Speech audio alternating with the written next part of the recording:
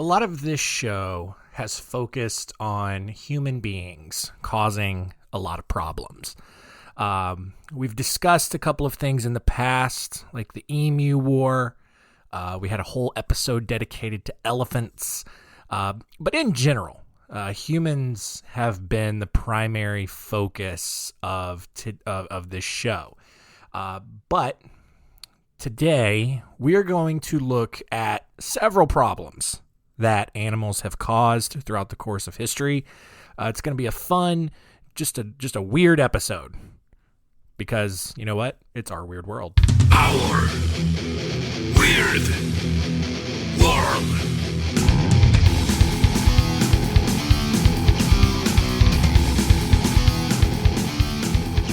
Welcome to Our Weird World. I am your host, John Henson, and a big episode today. 6 stories. 6! I'm really just burning through them today. I've got plenty, trust me. But yeah, looking at all kinds of problems that were caused by animals. Just a lot of fun, strange stories. We're going to look at the horse manure crisis, the whale cure, the great catnip caper, the Barbary feathers, the parachuting beavers, and the story of Travis the chimpanzee. So we got a lot to cover today, so let's go ahead and jump right in.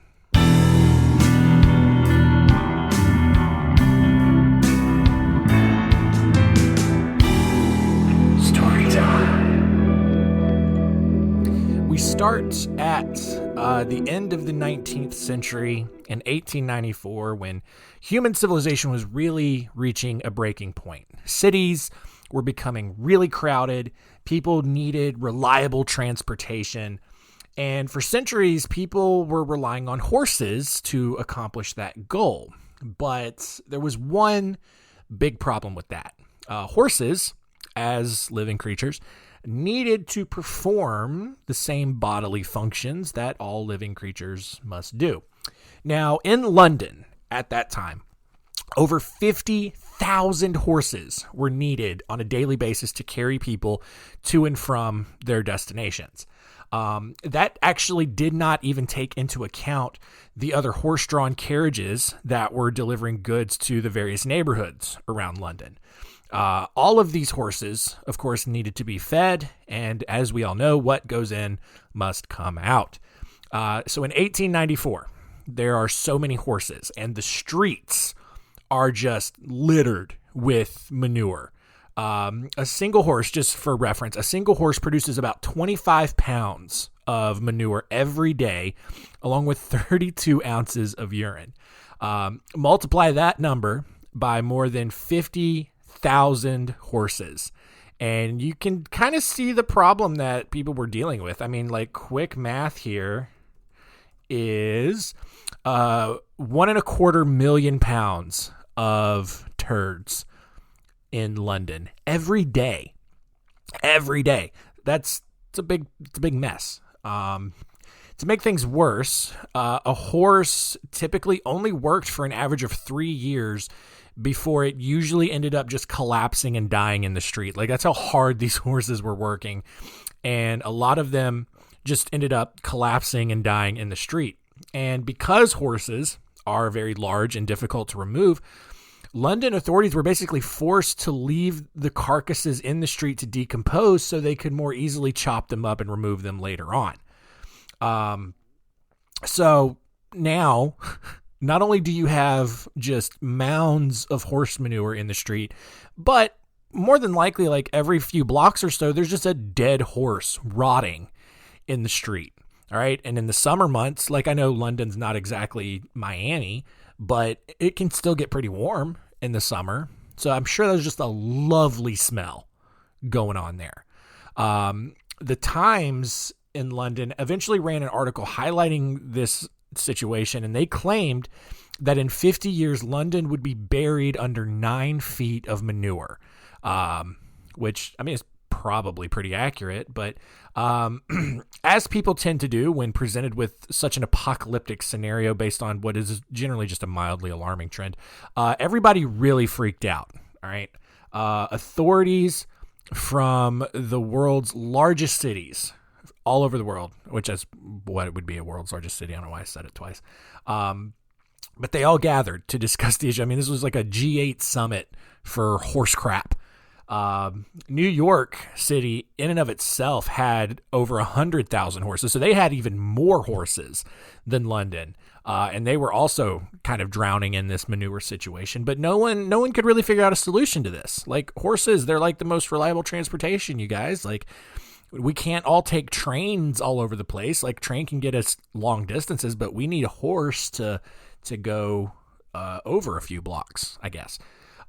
Humanity, I mean, seemingly doomed at this point. And like, not being able to just walk across the city was just not an option. Like, people, I mean, I guess they couldn't all use bicycles, or I don't know. I don't know what the deal was, but people really needed to avoid doing any sort of physical labor to, travel. And so they really needed to figure out a replacement. Luckily, by 1912, Henry Ford's automobile, electric rail cars, and buses were filling the streets, replacing the methane gas emanating from the horse manure with other greenhouse gases to rip holes into the atmosphere and contribute to the continued global warming that everyone is still really concerned about but has no clue of how it actually works. Yeah. Which I'm not going to get on the global warming soapbox. I don't who knows. But the horse-drawn carriages eventually dwindled and became nothing more than like annoying little tourist traps for when you visit the city, and the problem kind of got resolved. So people freaked out, but then they found a solution. Look, I don't know if you can directly attribute it, but, cars and buses were invented because there was too much crap in the streets. So it's a fun way of looking at it. Next, we will go to Australia, still in the late 19th century here. And in 1896, word was kind of starting to spread at just how weird Australia was as a continent and a country, and just all of the crazy problems that they were having over there. One such problem that many Australians encountered was severe joint pain, which may have come from constantly running for their lives at the sights of crocodiles, extremely poisonous snakes, giant spiders, all that kind of stuff. But they also had another problem. Large numbers of whales were washing up dead on the beaches there. And because the whales were so big, it was difficult for authorities to easily dispose of the carcasses. And somehow, I don't know how you make this leap, but doctors in Australia came up with the idea that the rotting whale carcass could magically cure rheumatism and arthritis and all that kind of stuff. And I don't know what kind of science they had to back this up, but for a brief period, Australians were running. Well, probably not running, but they were getting to the beaches in droves to cozy up inside of a dead whale, which, I mean, is got to be for sure where George Lucas came up with the scene in The Empire Strikes Back where Han Solo stuffs Luke Skywalker inside a dead tauntaun. Probably, right? But I mean, even if that's not true, that's an accurate metaphor of what was going on here. Patients were advised by whalemen who were not doctors, but were actually just whalers with zero medical experience or any idea of how science actually worked. But patients were instructed by these whalemen to sit inside the carcass for up to 30 hours in order to be symptom-free for 12 months. Probably because inhaling all of the ammonia and other noxious fumes that come with dead, rotting animals was enough to kind of just take your mind off of any problem you had at the time. But eventually, this whole idea of a whale cure was found to be stupid and not accurate at all, and it died out. So let's go to 1909 in New York City, where Herman Gottlieb wanted to get rich quick. Why am I talking like that? That's weird. I think it's because my voice is a little bit off. I'm recording this in the morning, and so I still have like kind of like a dark or a deep morning voice, and it's almost, it feels like a radio voice at this point. And so now I want to talk like this, and I want to read the stories in front of my screen like this. But I'm not going to do that. That was pretty good though, right? Why is that also, like, why is that the voice for radio announcements? Why is that monster truck voice guy always that intense? Just like, Sunday, Sunday, Sunday. It's the monster truck rally down at the Veterans War Memorial Coliseum. Look for Gravedigger and the other monster trucks that we don't know the name of. As always, kids get in free. Yeah, it's just like, why do we talk like that? It's so stupid. Anyway, back to Herman Gottlieb. As a quick-thinking businessman, he knew that the wealthiest of people in New York City loved to spoil their cats because back then, people were sensible and did not waste their time and money on trying to keep dogs. They preferred cats, as they should. I'm still bitter about last week's episode. He also knew that there was a wooded area in Manhattan because Manhattan was not yet overgrown or overtaken by skyscrapers and stuff like that. But he knew that there was a place where wild catnip grew in abundance. And so after going out there and filling his baskets full of catnip, Herman started going door to door along Fifth Avenue, famous for where all the rich people are, and was selling catnip to everyone who had a pet cat. But Herman, he forgot that cats were not just indoor creatures. And so as he walked down Fifth Avenue, stray cats began emerging from the alleyways, completely intrigued by the intoxicating scent that was coming from Herman's baskets. And at first, like, Herman tried to get rid of the strays. Maybe he probably dropped a little catnip down as a distraction, but they kept coming. And within a few blocks, Herman was surrounded by as many as 40 cats who were just purring and pawing at his baskets full of catnip. And at that point, Herman began to panic. I don't know why. I mean, that sounds like a dream. 40 cats surrounding me, purring, wanting my attention and love. That sounds great. Some of you are disgusted right now. And honestly, you're the problem. All right. Cats are great. All right. It's just the truth. But Herman, I don't know, maybe Herman had a severe cat allergy and this was going to wreck him if he kept staying around all these cats. When he arrived at the intersection of Fifth Avenue and 114th Street, Herman saw Police Sergeant John Higgins and ran up to him and tried to see if Higgins could do anything to disperse this cat mob that had formed behind him. Instead, Higgins arrested Herman for causing a crowd to gather, which is apparently illegal at the time in New York City because America, freedom, except when you break one of 50,000 laws that are on the books. But we're not going to get on that soapbox anytime soon. As Herman sat inside the police station at 104th Street, several cats began gathering outside the police station while Herman was being questioned. Lieutenant Lasky, who was tasked with processing this arrest, was like, bro, we can't hold this guy. Like, he literally didn't do anything wrong.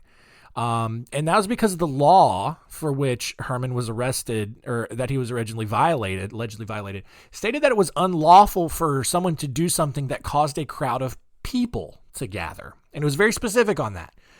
And so because cats are not people, Herman technically had not done anything wrong, and there was no reason for him to be arrested. But as Lasky and Higgins kind of argued over the semantics of that law, Pete, one of the station's cats, because even police like cats, you guys, he proceeded to fight every single cat that tried to wander inside to get the catnip. And by the time all of the cats had been removed, the officers eventually came to decide to not charge Herman at all, but he placed him in a paddy wagon and was driven home.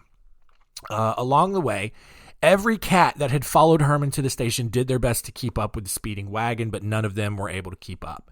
But by the time Herman got home, he sprinted up the steps to his house, and as he turned to check his surroundings before going in, he noticed one old black cat looking up at him, and he grabbed a handful of catnip out of his basket, threw it at the cat, and decided and just ran inside. So, fun little story there about cats and catnip. It's always fun watching cats play with catnip. It's so silly. Our next story here is about the Barbary feathers.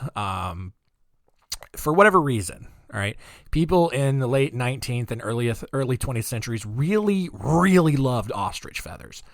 Outside of slave trading and blood diamonds, the feathers were like one of the biggest industries in Africa. It's dark, but it's true. Although South Africa dominated this competitive ostrich feather market, the highest value feathers were these mysterious Barbary feathers, which came from an unknown location in Africa. Though if you kind of know where the Barbary Coast is, you kind of know where the feathers were coming from. And I do believe the Barbary Coast is like kind of like where like Liberia, Ivory Coast is, I think. Hang on. Well, now I don't want to tell you wrong. I could be wrong on that, actually.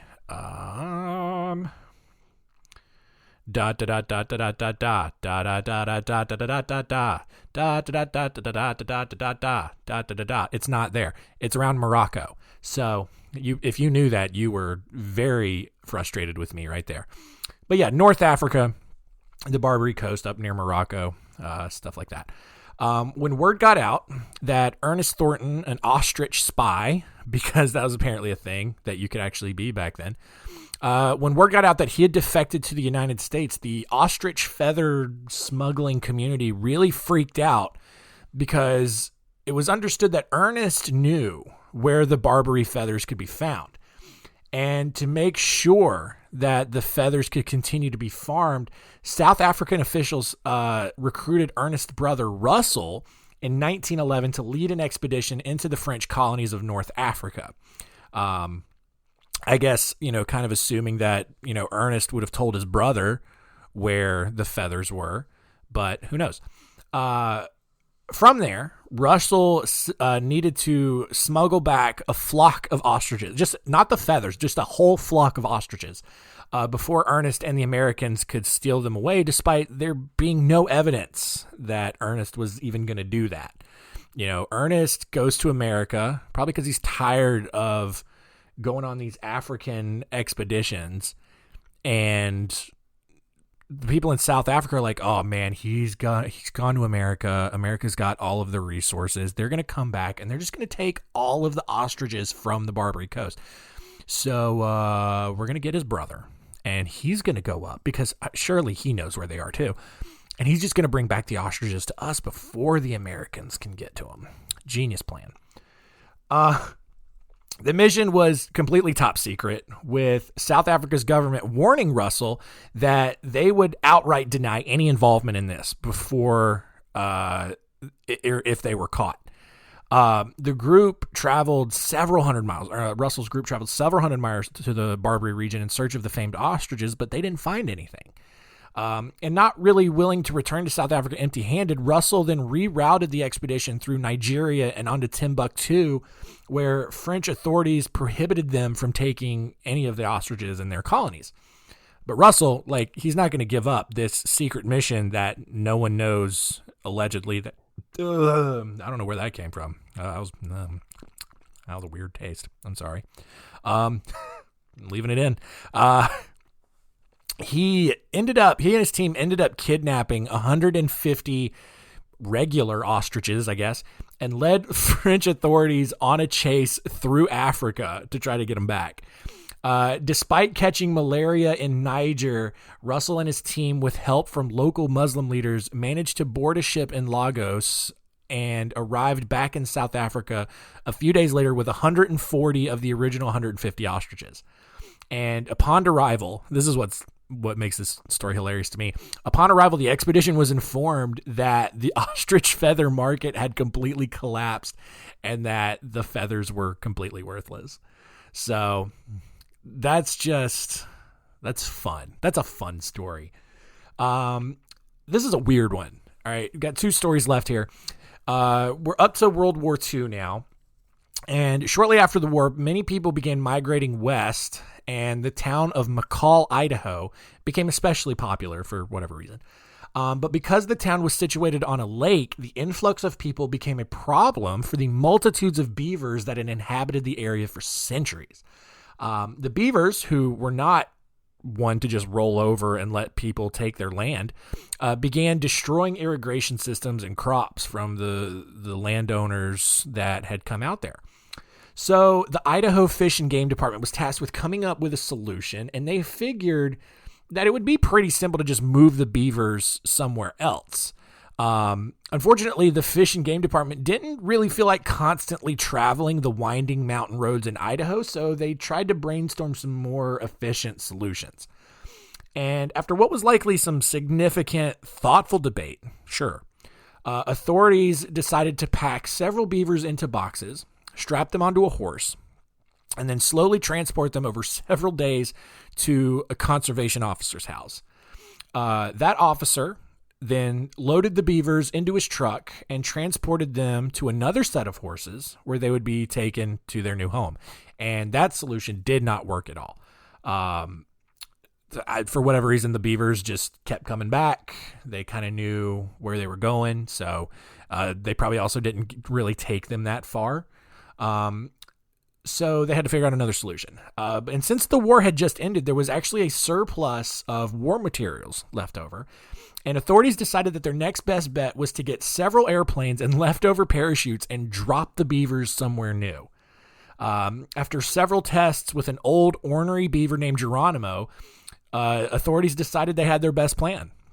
And so by the fall of 1948, 76 beavers were thrown out of the side of an airplane and dropped into their new habitat. A year later, those beavers had built new dams, made new families, and had a whole thriving ecosystem. So I guess it worked. Just chucking beavers out of an airplane and hoping for the best. And it worked. So, probably a little inhumane, but it worked. So who cares?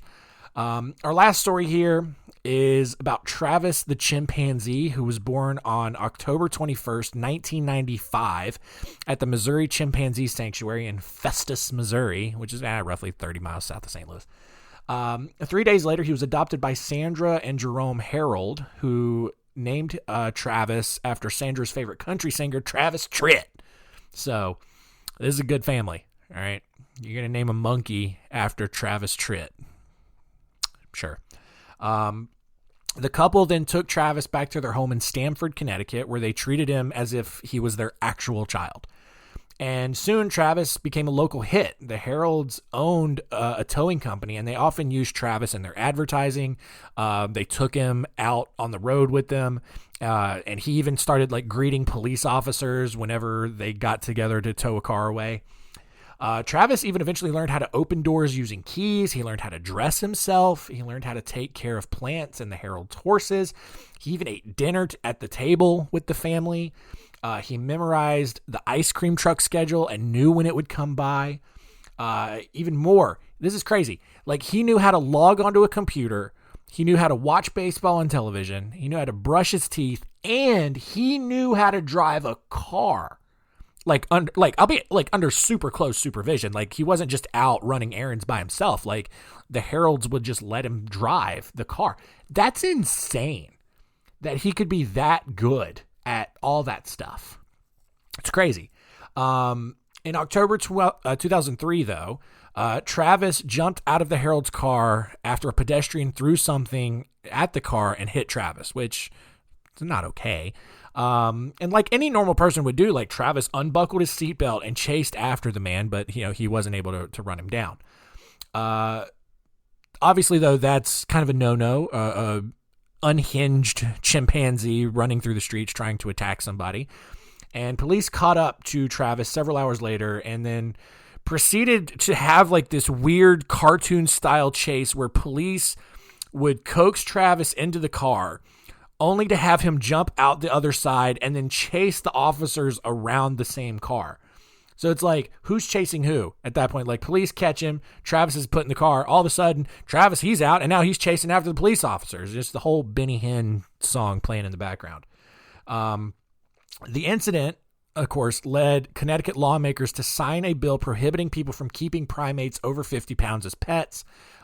Just to give you a comparison, Travis at this point weighed 200 pounds. Chimpanzees are big old boys. I did not realize that a chimpanzee could weigh that much, but Travis did. He's a big old boy.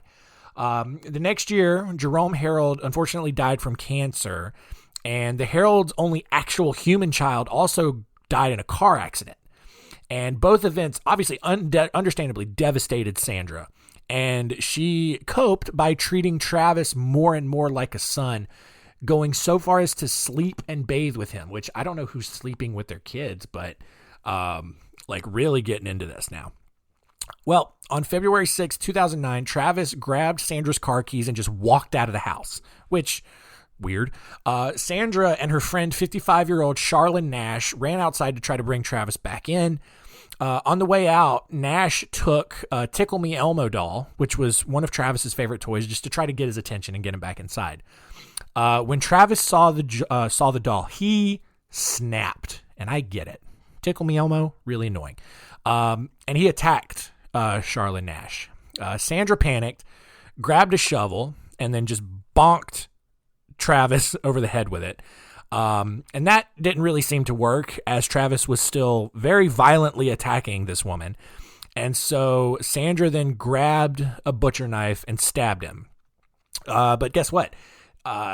When you are in a complete fit of rage, being stabbed is not going to do anything but make you angrier.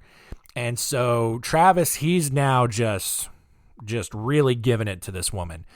And so Sandra runs back inside to call for help. And when police arrived, Travis walked up to the cruiser and tried to open the passenger door because he's probably just like, yep, I get it. I should go away now. But when the door was locked, he got mad again and just smashed the side view mirror on the cop car. Travis then walked over to the driver's side door, which was unlocked. And as soon as he opened it, Officer Frank Schifari shot him several times. Travis then ran into the house, where he then collapsed and died next to his cage. With Travis dead, that problem solved. The attention immediately turned back to Nash, who had just been gruesomely mauled. She was rushed to the hospital and underwent 7 hours of surgery just to keep her alive. In the end, this is crazy. She lost both hands, her nose, her eyes, her lips, and most of the rest of her face. Although doctors successfully reattached her jaw, obviously you lose your eyes. She was left blind. Her injuries were so disturbing that the hospital ended up providing counseling to the staff who helped her. Like, just crazy traumatic. Nash was immediately recommended for an experimental face transplant because, I mean, look, guys, it's not like it was going to get any worse. She was transferred to the Cleveland Clinic in Ohio, and on November 11th, she got the transplant and revealed what was left of her original face on the Oprah Winfrey Show. So you can go find the clips. It is, it's not great. All right. It is. I do not recommend it. It's like, I feel bad for the woman, but, no, not at all. 2 years later, Nash underwent a successful face and hand transplant. You can see the updated pictures, and I'm here to tell you, not that much better. It's still horrifying. It's horrifying in a different way. Still horrifying, though. Unfortunately, she ended up developing pneumonia shortly after the procedure, and doctors were forced to remove the prosthetic hands, I guess. Or maybe, no, this is when she ended up losing her hands. I know I said she lost her hands after the mauling, but this is when she did it. Sandra Harold ended up dying on May 24th, 2010 from an aortic aneurysm. And this happened during the middle of a $50 million lawsuit. Yeah, I bet. That was filed by Nash's family. Nash ultimately ended up receiving $4 million as part of the settlement. And that ends today's stories.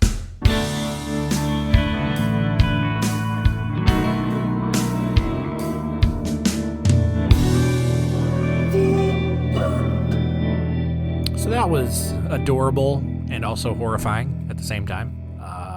lots of different stories there, but all kinds of good little fun historical facts that you can probably just, if we're being honest, you'll forget this by the end of the week, but just fun stories, just showing that animals can cause problems just like people can. So let's recap and see what we learned today.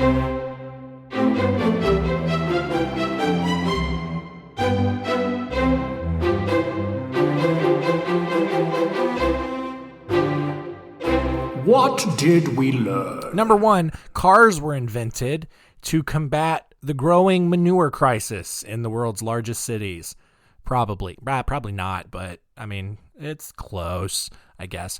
Number 2, people legitimately thought that you could stuff yourself inside of a dead whale carcass for 30 hours and be cured of your arthritis. Why? Because we're pretty stupid. Why is my voice squeaking like that? Wow, that was weird. I'm so sorry for that. I don't know. That's weird. I don't know what's going on with my voice there. Crazy. Number 3, don't keep a 200-pound chimpanzee as a pet, please. They are very violent creatures, and they will wreck your face if they get mad. And they will get mad at some point. Why? Because they're animals, and they don't have control over their rational thoughts. Probably because they don't really have rational thoughts, I don't think. I don't know. Chimpanzees might. Do they? I don't know. This is leading to a lot more questions than I anticipated. But that's it. We're done here.